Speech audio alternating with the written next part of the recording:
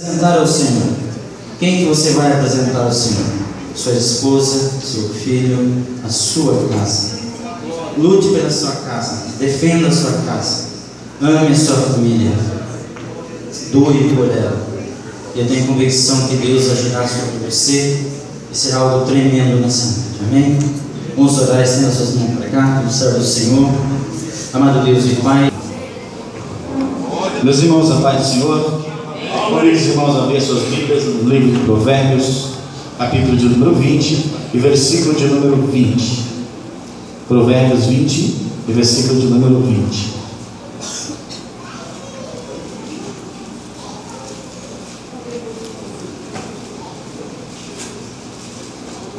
Amém? Vamos ler? Nos diz assim: o que a seu pai ou a sua mãe amaldiçoar, apagar-se-lhe-á a sua lâmpada, e ficará em densas trevas.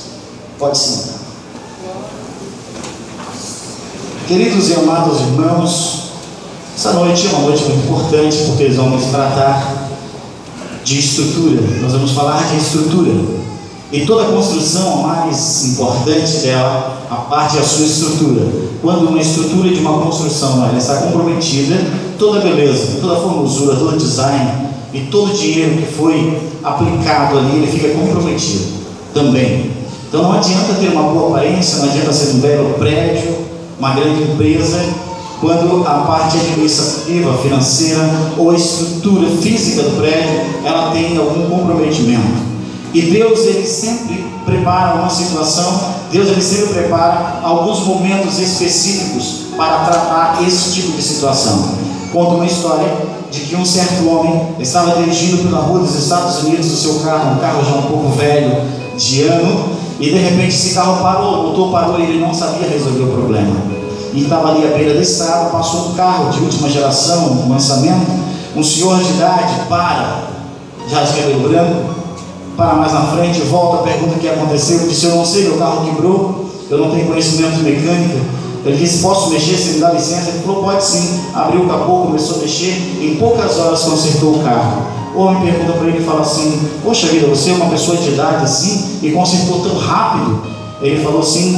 E ele disse: por que você fez isso? Qual é o segredo? Ele falou: eu sou Henry Ford, eu que criei esse carro, eu que construí esse carro que você tem, foi projeto meu, por isso que com facilidade eu toquei e sabia onde era o problema.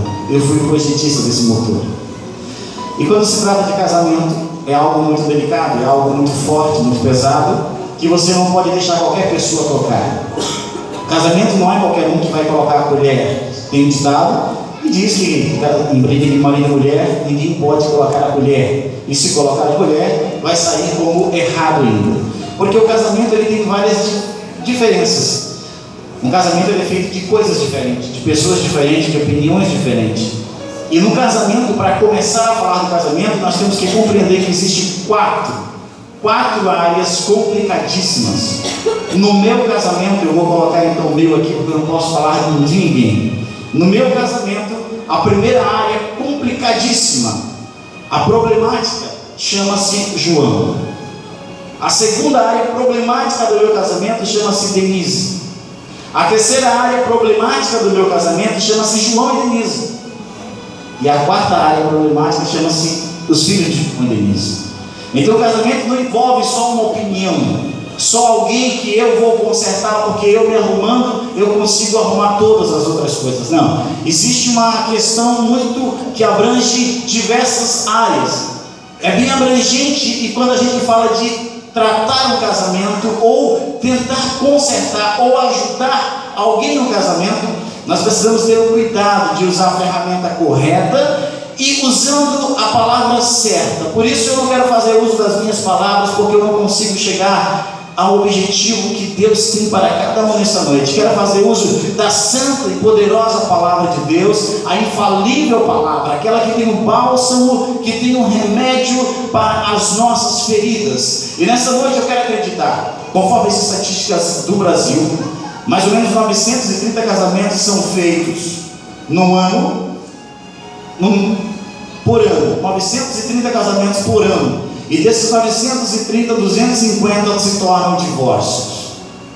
Existem casamentos que estão à beira de um colapso. Existem casamentos que estão para acabar. E nós conseguimos aguentar por um sorriso, apenas com um semblante mais bonito, às vezes todo quebrado por dentro e por fora uma aparência bonitinha.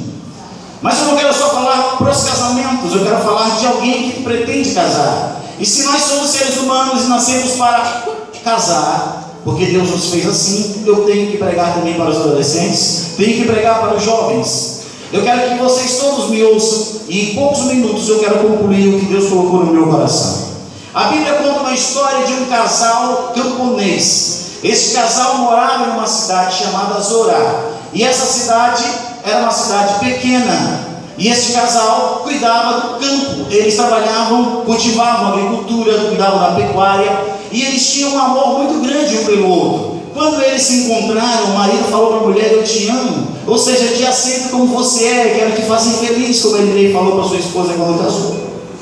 E aí o que aconteceu? A esposa disse: mas eu tenho um sonho. Qual é o sonho? Eu tenho um sonho de me tornar mãe. Eu queria ser mãe. Eu queria pegar o meu filhinho no meu colo, sentir ele na minha barriga, ele mexendo, eu conversar com ele. Eu tenho um sonho. E ele dizia assim: mas você vai ser mãe, eu consigo te dar um filho, Deus vai nos abençoar e nós vamos ter um filho. Passou a lua de mel, passaram alguns meses, passou alguns anos, e nada dessa mulher engravidar. E ela começou a se frustrar, porque naquela época não tinha como uma mulher ser feliz se não pudesse ter um filho. Era tido como uma maldição, era amaldiçoada, ela era uma pessoa inútil para a sociedade, não podia gerar um filho. O marido, por sua vez, também ficava um pouco chateado, e começava, mas ele amava muito essa mulher, e ele dizia: não, meu amor, mas Deus ainda vai preparar, de alguma forma Deus vai fazer, de algum jeito Deus vai preparar o meio para você ter um filho, você ser mãe, este dom Deus vai te dar. E ela ficava: meu Deus, ficava orando: Senhor, eu quero ter um filho, me dá um filho. E um certo dia, ela saiu, e estava no campo, e de repente, fazendo o seu trabalho, aparece um homem, e ela disse: era um anjo, pois ele tinha uma aparência de um anjo de luz, algo maravilhoso, e disse para ela: mulher, tu terás um filho.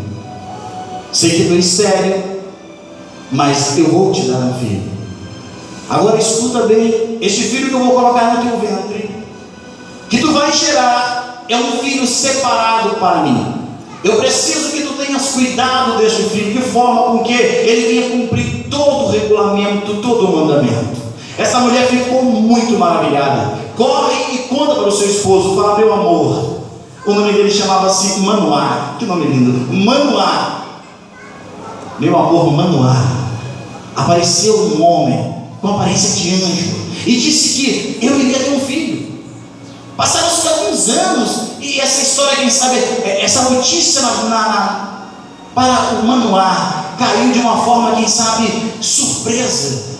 Mas ao mesmo tempo ele começa a relembrar os sonhos que ele tinha com ela antes. E disse assim: mas quem que falou? Foi um homem. Mas quem é esse homem? Ele tinha a aparência de um anjo, era uma aparência maravilhosa. Ele disse para mim: eu não perguntei o seu nome, eu não perguntei de onde ele era, mas eu acreditei. Nessa hora, Manoá compra a ideia, uma ideia absurda aos olhos humanos, uma ideia de que todos já sabiam que ela era estéril, mas ele compra essa ideia, porque houve uma concordância, houve uma confiança da parte de Manoá para com a expressão da sua esposa. Ele acreditou naquilo que a sua esposa falou, ele compra essa ideia, e imediatamente ele põe em prática algo que ele já fazia sempre, mas agora de uma forma mais forte. Ele dobra os seus joelhos e começa a clamar a Deus, dizer: Deus, se foi realmente tu que falou com a minha esposa, manda de volta este homem, manda de volta este anjo, para nos dizer como que devemos fazer para criar este menino. A Bíblia diz que a mulher volta para o campo, e está lá, e o anjo aparece novamente. E quando aparece esse anjo, ela se assusta, mas diz: espera um pouquinho, eu posso chamar o meu esposo? E o anjo diz: pode chamar. Ela vai, chama Manoá e volta. Quando volta, ele olha para ele e diz: meu Deus, é o anjo do Senhor. Moço, homem, me diga, o que nós devemos fazer para criar este menino? Como podemos criar este menino? Nos dê a dica como devemos fazer. ele disse: conforme Deus mandou. Ele disse: você vai criar este menino. A mãe não pode tomar nenhuma bebida alcoólica, não pode provar nada, David. A mãe não vai poder fazer nada além do que foi estipulado dessa dieta para ela, que desde já ela começa a gerar no seu ventre. Olha só, a Bíblia conta que alguns anos se passou e essa moça engravida, essa mulher, e nasce um menino. Este menino mais conhecido da humanidade como Sansão, um homem que depois de passar alguns anos tornou-se homem, um jovem, começou a descobrir o mundo, começou a descobrir as coisas, começou a ver que Deus tinha algo com ele. Mas porque a sua mãe e o seu pai já o preparavam desde pequeno, dizia: meu filho, você é separado, você é nazireu, você tem um chamado especial, nós precisamos te preparar. Você não pode tocar em cadáver, você não pode tocar em nada morto, você tem que manter distância, você não pode cortar o cabelo da tua cabeça, pois você é separado de Deus. Este menino então entende essa função e diz: eu vou então representar, meu filho, porque você vai ser um dos libertadores do povo de Israel. Deus disse que através de ti, meu filho, ele vai começar a libertar Israel dos seus opressores. Sansão veste essa capa, Sansão compreende isso, e então ele começa a pôr em prática, ele começa a trabalhar essa ideia de ser alguém que vai libertar o povo de uma opressão. E os filisteus naquela época, Alexandre, eles roubavam o que Israel tinha, eles não deixavam Israel produzir, eles limitavam o povo, e o povo vivia uma opressão tremenda, precisava de alguém. Sansão cresce e vê um jovem bonito.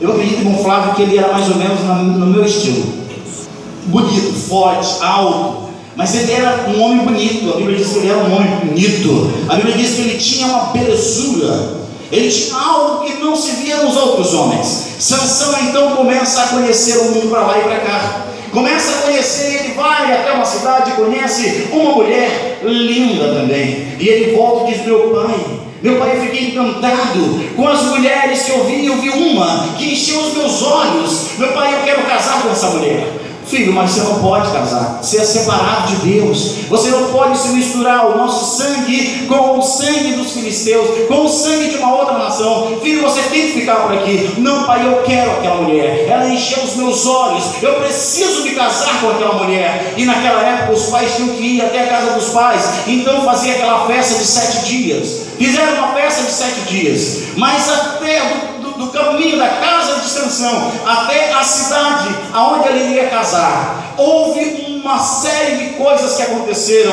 que comprometeram o pacto de Sansão com Deus. A Bíblia conta que neste trajeto, ele caminhando, ele vê um leão.